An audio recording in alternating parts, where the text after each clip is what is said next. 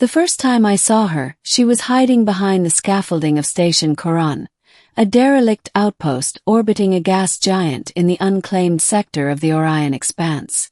She was small, almost fragile-looking, with pale violet skin that shimmered faintly under the station's emergency lights.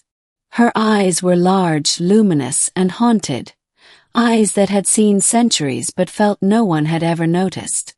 Her species was rare, almost extinct in this sector, and I had encountered very few of them in my travels. The orphans, if they survived, were scattered, hunted, or abandoned, left to fend for themselves in the void. And yet, she existed, trembling in the shadows, invisible to the humans and aliens passing through this station. "Hello," called softly. My voice echoed in the abandoned hallways. She flinched, retreating further behind a support beam. "Please, don't come closer," she whispered, her voice like glass, fragile and trembling. "I won't hurt you," I said. "I'm just checking on you. Are you alone?" Her silence answered the question better than words ever could. I stepped closer, trying to show my hands. "It's okay. I'm human. I don't mean any harm." Slowly, cautiously, she emerged. Her form was delicate, almost skeletal from neglect, and she flinched at every movement. "You humans," she murmured, a hint of fear in her tone. "You don't want me." I frowned. "That's not true. I want to help." Her luminous eyes widened slightly. Disbelief etched across her face. No one had ever said that before. No one had ever offered kindness. She flinched again, as if preparing herself for the inevitable rejection, but I took a seat on the nearby metal crate and gestured for her to come closer. "Please sit," I said gently. "I promise nothing bad will happen." Over the next few hours we spoke quietly. She didn't trust humans, or any species really, but hunger, cold, and desperation forced her into cautious conversation.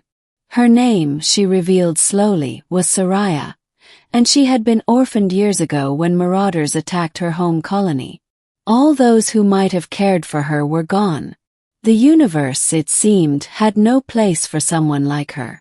You were left alone?" I asked softly. "Yes," she said, voice breaking slightly. "No one wanted me. No one cared. I survived, but it was nothing." Her words hit me harder than any threat or battle I had ever faced.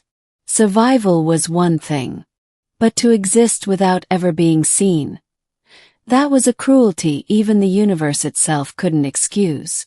"Then let me change that," I said. "I see you, Seraya. I promise you're not invisible to me."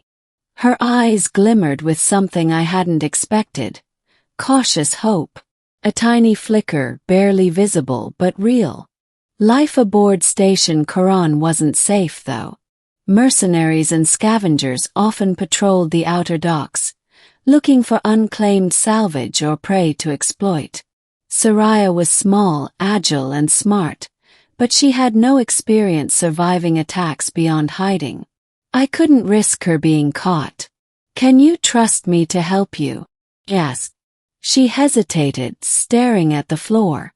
I don't know." "That's okay," I said. "You don't have to decide yet. Just let me get you somewhere warm and fed."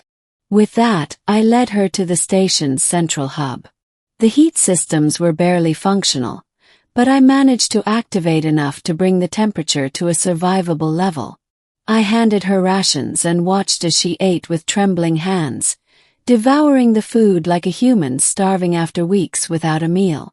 "You," she said finally, looking at me with wide, luminous eyes.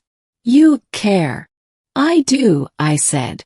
"I've seen people like you hurt, abandoned, forgotten.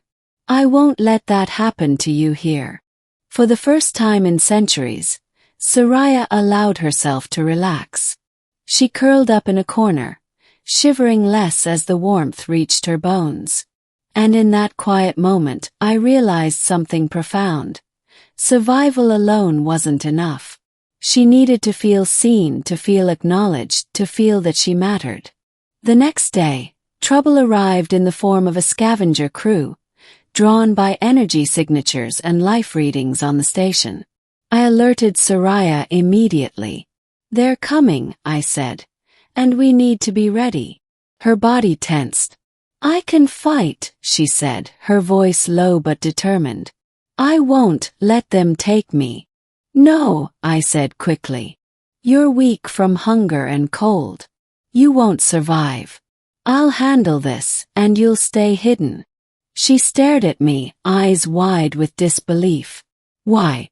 Why protect me?" "No one, ever." "Because you matter," I said firmly. "To me. That's reason enough." When the scavengers arrived, I took position near the main access points. Using the station's old security turrets and a series of improvised traps, I was able to slow them down. Seraya stayed huddled in the corner, watching, her eyes wide but trusting. Despite the danger, there was a shift in her demeanor. She no longer flinched at my every movement. She didn't hide from me. She trusted me. The fight lasted hours. Exhausted, I finally managed to drive the scavengers off. I sank to the floor, breathing heavily. Seraya crawled over and rested her head on my shoulder.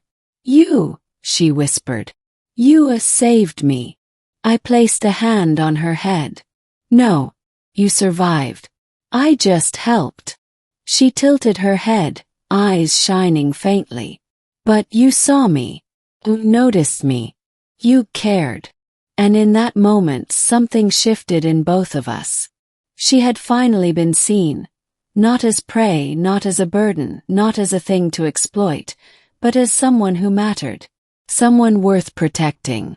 Over the following weeks, life aboard Station Korran became routine, but in a way that mattered. I taught Seraya how to navigate human technology, how to repair small systems, how to defend herself. She taught me about her species, their subtle bioenergy abilities, their culture, and the importance of recognition and respect. Our bond deepened, not romantically, not immediately, but in a profound sense of trust and mutual reliance. She began to explore the station more freely, moving with confidence and curiosity.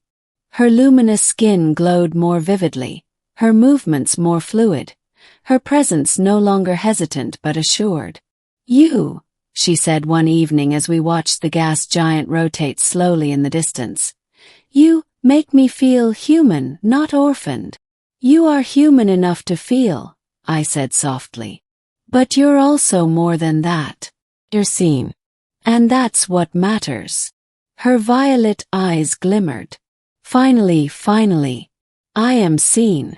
The galaxy would continue, indifferent as ever, but on Station Korran, a fragile sanctuary had formed.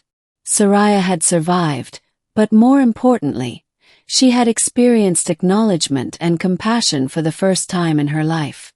Humans and aliens alike might ignore or reject her elsewhere, but here she was valued. She was respected. She was seen. The greatest danger had passed, but the lesson remained. Sometimes survival isn't enough. Sometimes the universe gives you life, but no one ever shows you that your life has value until someone chooses to notice you. Seraya had risked everything, her safety, her freedom, even her life, to find warmth, shelter, and acknowledgment. And in the end, it wasn't just the station's heat or the food that mattered. It was the knowledge that someone saw her, someone believed she was worth saving, someone cared. And that changed everything.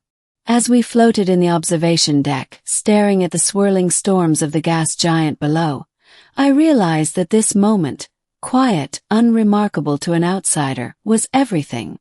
Seraya leaned against me, her luminous eyes closed in contentment, no longer trembling, no longer invisible. "Human," she whispered softly. "Thank you." Smiled. "No, Seraya. Thank you. For letting yourself be seen." And in the cold void of space, surrounded by the indifferent stars, an alien orphan finally felt seen.